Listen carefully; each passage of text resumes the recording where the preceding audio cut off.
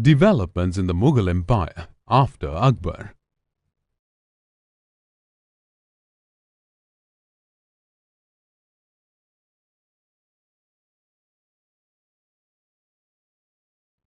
After the death of Akbar, the Mughal Empire passed on to his three fairly able successors, Jahangir, Shah Jahan, and Aurangzeb. The developments that took place in the empire were noteworthy.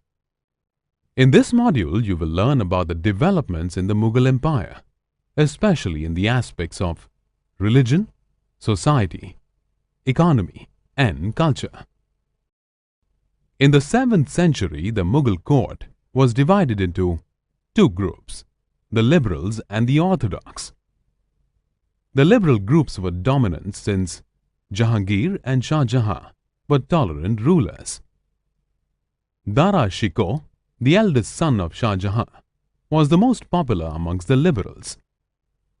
The orthodox were guided by the philosophy of Sheikh Ahmad Sirhindi.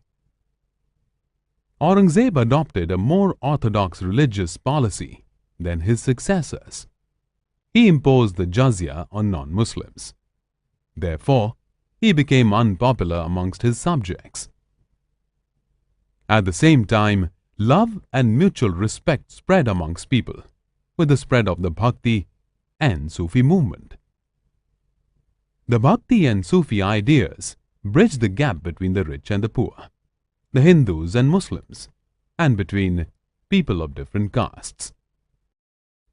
The society during the Mughals broadly consisted of three main groups: the emperors, nobles and jagirdars, traders and merchants, and peasants and artisans. The emperors, nobles and jagirdars wore expensive clothes and lived in magnificent palaces.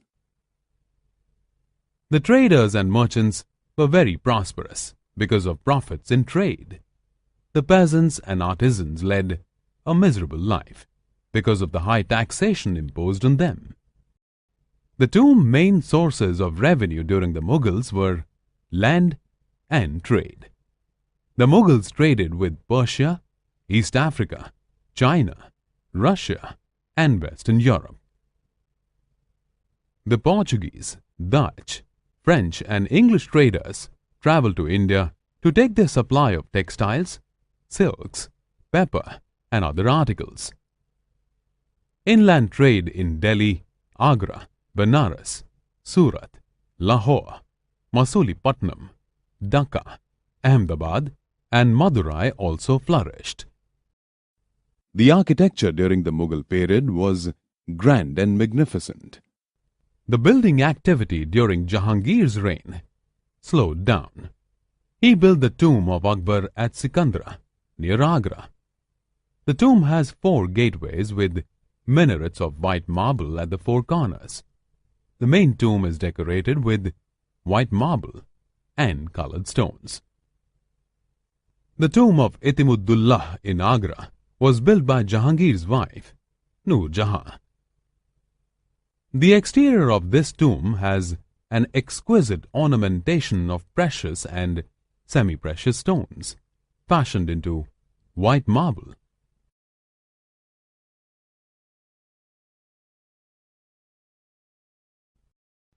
Shah Jahan was often called the Engineer King. It was during his reign that the Mughal architecture reached perfection. Many changes took place in the style as well as the material used during Shah Jahan's reign. This included the following features. Uniformity and symmetry were emphasized in buildings. Red stone was introduced in place of white marble. Precious and semi-precious stones were used to decorate walls. This style was known as Petra Dura. Domes and minarets were featured. Interiors had multiple columns, curved roofs, and big and small arches. Floral motifs and calligraphic verses from Quran were inscribed on the monuments. The Taj Mahal is the most famous creation of Shah Jahan. Shah Jahan built Taj Mahal in the memory of his wife, Mumtaz Mahal. The building is as tall as 20-story skyscraper. Over 20,000 laborers took 22 years to build it. Ustad Isa Khan Effendi and his pupil, Ustad Ahmad Lahori, were the chief architects. Red Fort and the Jama Masjid in Delhi and the Moti Masjid in Agra are the other well-known buildings of Shah Jahan. Under Aurangzeb, the architectural innovation had come to a halt. The buildings were copies of the earlier ones. They lacked the sense of proportion and attention to detail. The tomb of Rabia Durrani, Aurangzeb's wife in Aurangabad, is a poor imitation of the Taj Mahal. The other building built by Aurangzeb is the Badshahi Masjid in Lahore. Under Aurangzeb, the architectural innovation had come to a halt. The buildings were copies of the earlier ones. They lacked the sense of proportion and attention to detail. The tomb of Rabia Durrani, Aurangzeb's wife in Aurangabad, is a poor imitation of the Taj Mahal. The other building built by Aurangzeb is the Badshahi Masjid in Lahore.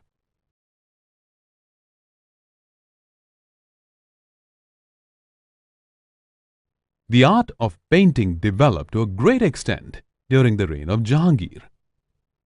The European style, such as the element of perspective, was introduced in India by Jahangir.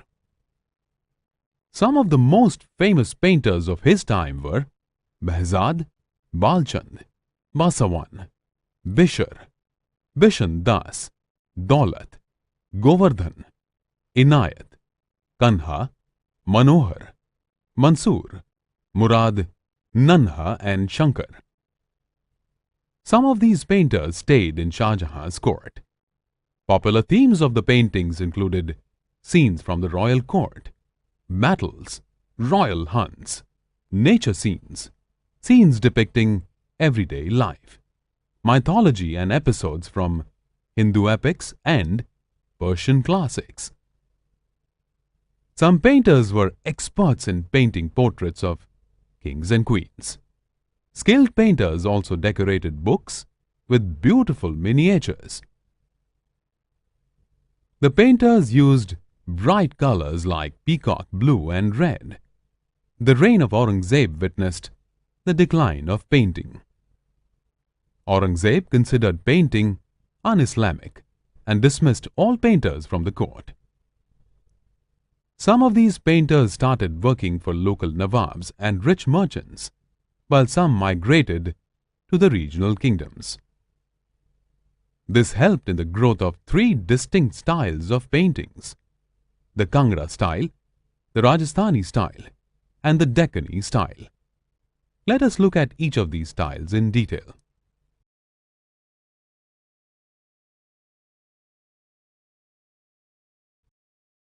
The Kangra style of painting was based in Chamba, Guler, Kullu, Mandi, Kangar and Basoli. The Krishna-Radha themes were very popular with the painters. Stories from Jayadeva's Gita Govinda were also illustrated. The greatest patron of the Kangra school was Raja Sansar Chand.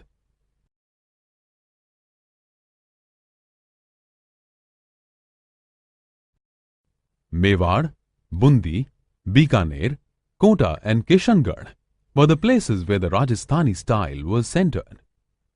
Religious and mythological scenes, especially stories of Krishna and Radha, hunting and nature scenes, and episodes from Hindu epics were some of the famous themes.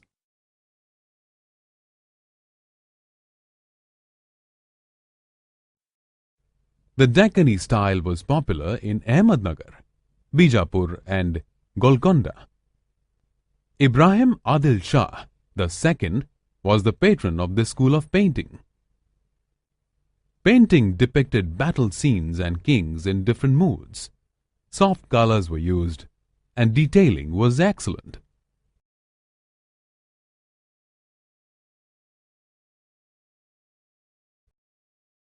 Literature was also patronized by the Mughal emperors. Some of the works were Jahangir's memoirs called Tuzuk-e-Jahangiri, Padshah Nama by Abdul Hamid Lahori, Bhagavad Gita, and the Upanishads were translated in Persian by Dara Shikoh. Many dictionaries in Persian were also compiled. Hindi also blossomed during this period. Works of Surdas, Rakshan and Bihari enriched the Hindi literature. Urdu became a language for literary expression towards the end of the empire. Delhi and Lucknow were the main centers of Urdu poetry and literature. The greatest Urdu poet of all times was Mirza Ghalib.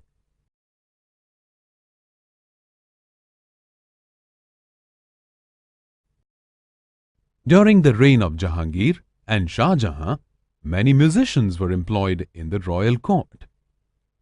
In the court of Aurangzeb, singing was banned, but playing of musical instruments was allowed. Aurangzeb himself was an accomplished veena player. It was during his reign that several books on classical Indian music were written. Many musicians migrated to regional kingdoms with the decline of Mughal Empire. It was under the late Mughal Emperor, Muhammad Shah, that music reached a new peak.